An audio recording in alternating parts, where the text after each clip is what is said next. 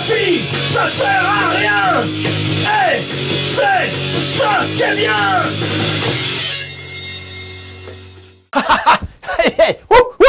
Bonjour, voici le numéro 13 de La philosophie, ça sert à rien et c'est ça qui est bien. 13, c'est le chiffre qui porte malheur, à moins que ce soit celui qui porte bonheur. En tout cas, cet épisode va vous raconter la fin de l'histoire.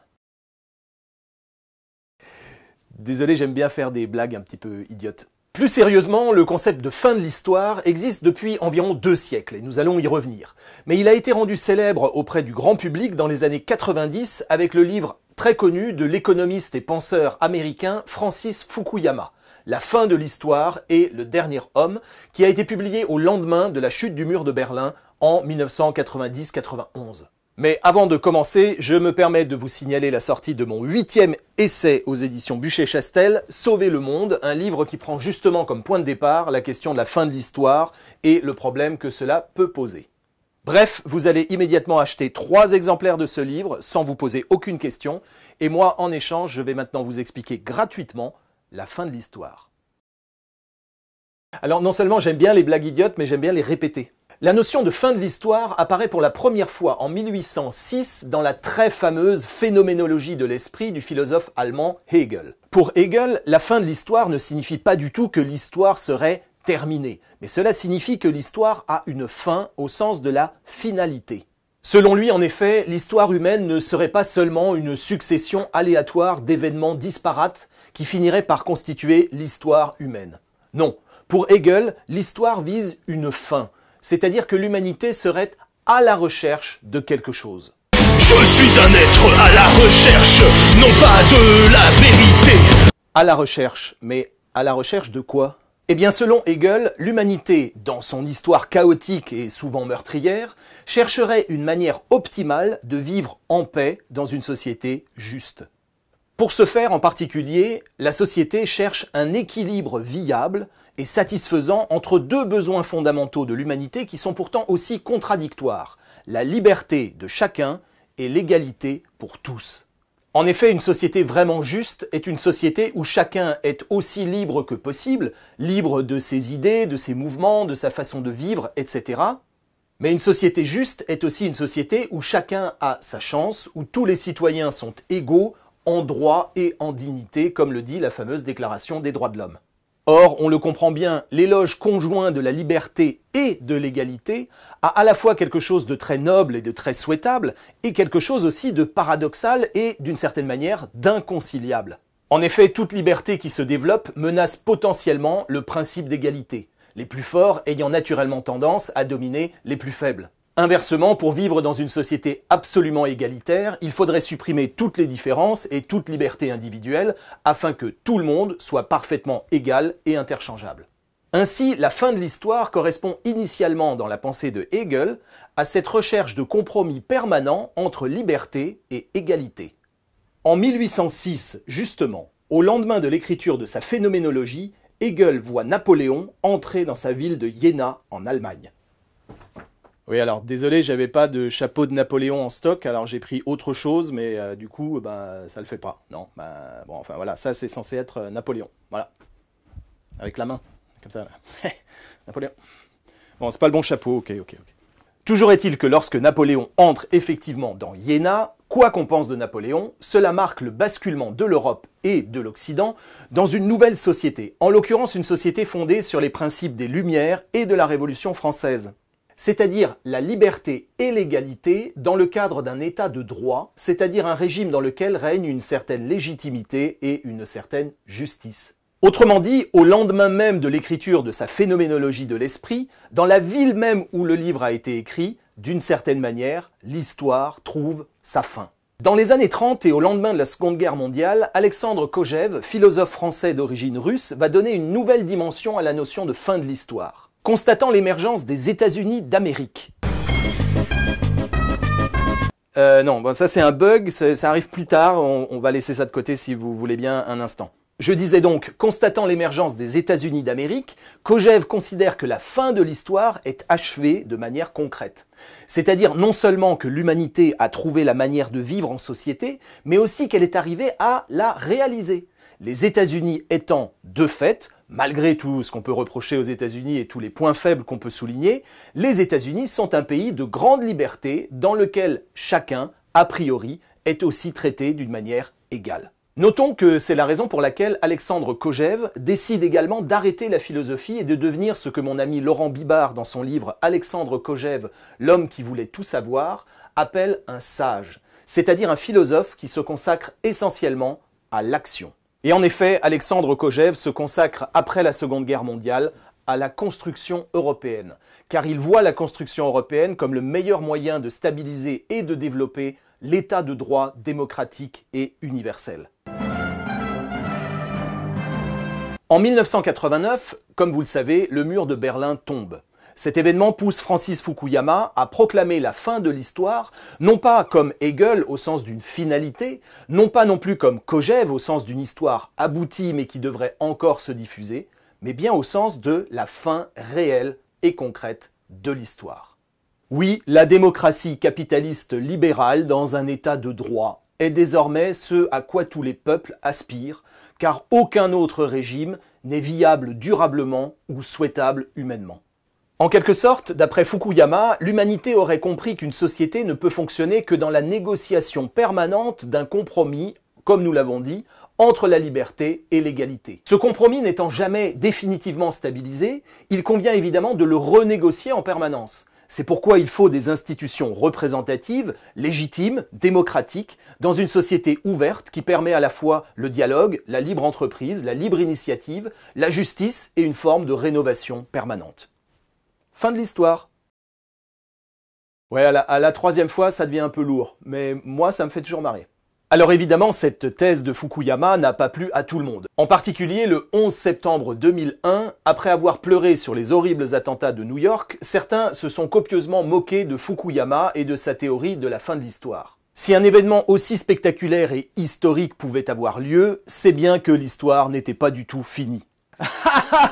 Francis Fukuyama! Mais il est judicieux de penser ici à la très belle formule de Nietzsche dans son Ainsi parlait Zarathustra, quand il écrit « Méfiez-vous des grands événements, surtout s'il y a beaucoup de bruit et de fumée autour ». En effet, il convient ici de bien faire la différence que l'on fait rarement ou mal entre le concept de fin de l'histoire et l'idée de la fin de tout événement historique. Bien évidemment, le 11 septembre est un événement historique majeur. Il fait des victimes, il est spectaculaire, il déclenche des réactions politiques et même des interventions militaires, etc.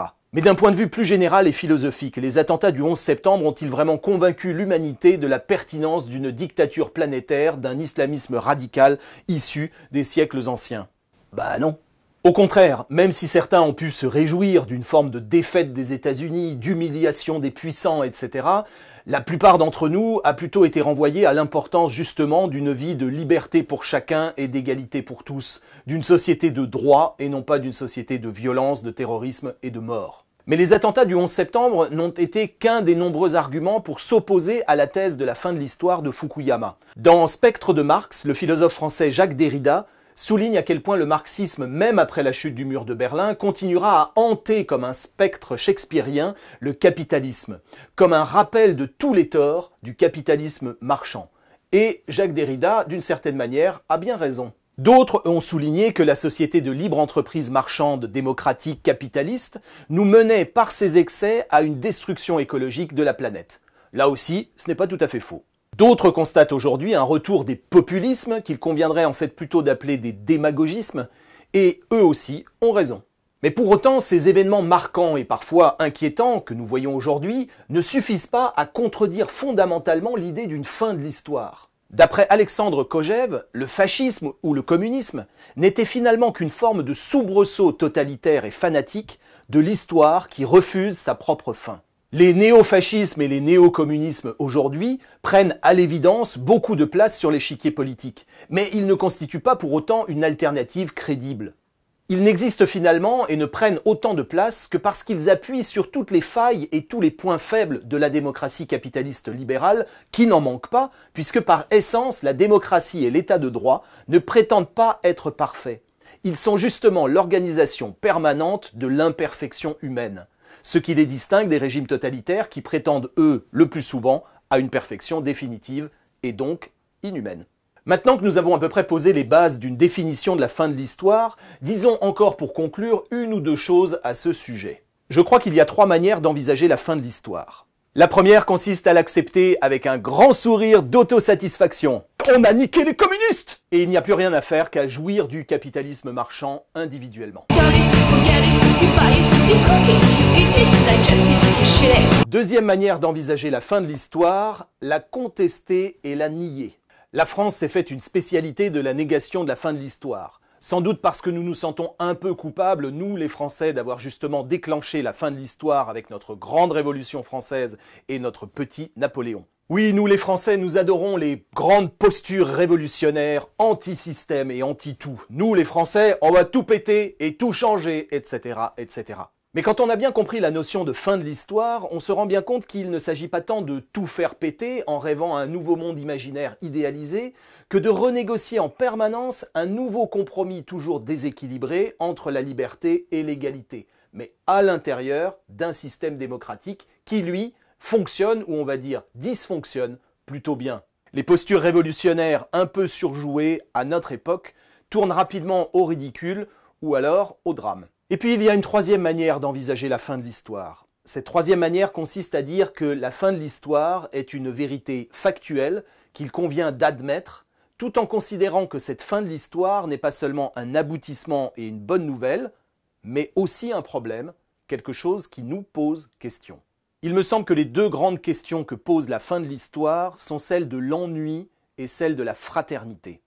Il me dit de rester dans la norme, mais l'on finit par s'y ennuyer. Et oui, dans la fin de l'histoire, on finit parfois par s'ennuyer. Dans la grande usine à saucisses capitaliste et démocratique, nous pouvons faire plein de choses, y compris n'importe quoi.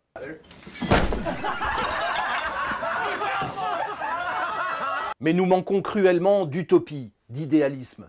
Autrement dit, si nous vivons dans le temps de la fin de l'histoire, nous pouvons ressentir au fond de nous un certain manque d'espoir et de perspective, condamnés que nous sommes à la petite gestion économique, à la petite innovation technologique et au petit compromis démocratique. Pour en savoir plus, il y a mon livre que je vends, puisque moi aussi j'appartiens au capitalisme marchand, mais j'aimerais néanmoins conclure sur une note un peu plus personnelle et une note d'espoir. Nous avons dit que la fin de l'histoire correspondait à la découverte d'un fonctionnement à peu près viable, bien qu'imparfait, entre liberté et égalité. Il y a des lois qui garantissent les libertés, elles sont parfois menacées et il va falloir les défendre. Il y a des lois qui garantissent aussi l'égalité. Elles sont parfois imparfaites et parfois elles aussi menacées. Il faudra les défendre et les améliorer.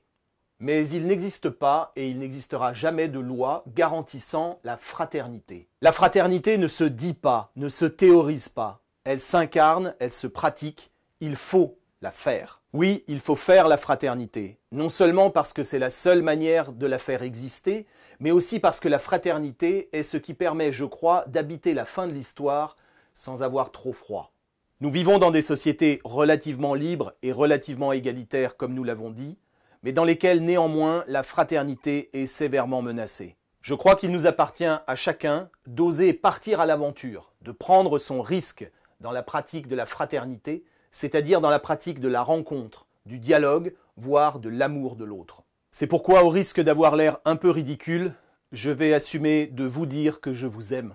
Oui, vous devant votre écran, que vous soyez un gilet jaune ou un patron du CAC 40, un punk ou un skinhead, un blanc, un noir, un vert, un jaune, un lycéen apprenti philosophe ou un retraité, un homme ou une femme, un hétéro, un homo, un trans, un végétarien ou un conducteur de 4x4, un Allemand, un Chinois ou un Russe, je vous considère, vous, au moins un peu, comme un frère. Et par-delà vos différences, nos différences, je vous envoie toute mon affection. À bientôt. La philosophie, ça sert à rien. Et c'est ça qui est bien.